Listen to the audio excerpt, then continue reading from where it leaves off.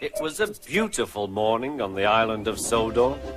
Thomas the Tank Engine's blue paint sparkled in the sunshine as he puffed happily along his branch line with Annie and Clarabelle. He was feeling very pleased with himself.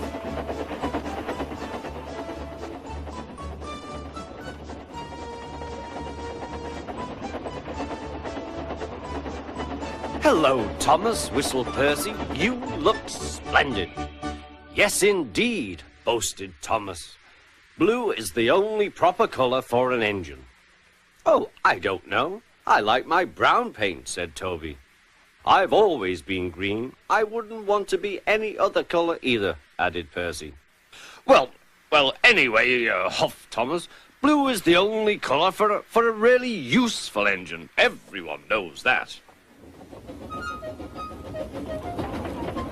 Percy said no more. He just grinned at Toby. Later, Thomas was resting when Percy arrived.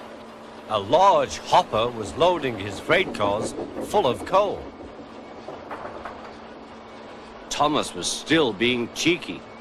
"Careful," he warned. "Watch out with those silly cars." Go on, muttered the cars. "And by the way," went on Thomas, "those buffers don't look very safe to me." The last load poured down. "Help! Help!" cried Thomas. "Get me out!" Percy was worried, but he couldn't help laughing. Thomas's smart blue paint was covered in coal dust from smoke box to bunker. "Ha ha!" chuckled Percy. "You don't look really useful now, Thomas. You look really disgraceful." "I'm not disgraceful," choked Thomas. "You did that on purpose. Get me out."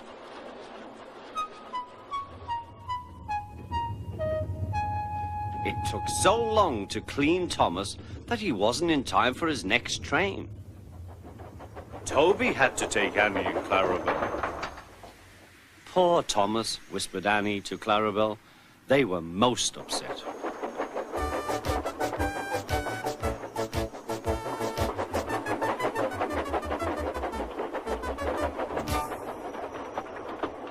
Thomas was grumpy in the shed that night.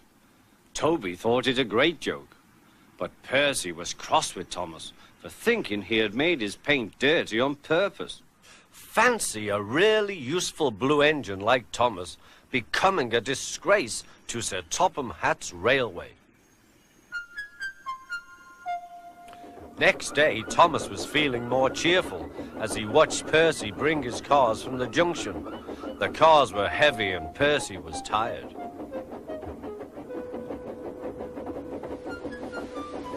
"Have a drink," said his driver, "then you'll feel better." The water column stood at the end of the siding with the unsafe buffers. Suddenly, Percy found that he couldn't stop. The buffers didn't stop him either. "Oh!" wailed Percy. "Help!" The buffers were broken and Percy was wheel deep in coal. It was time for Thomas to leave. He had seen everything.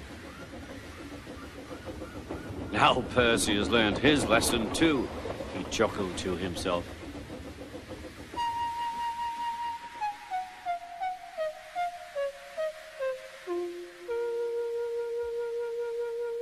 That night, the two engines made up their quarrel.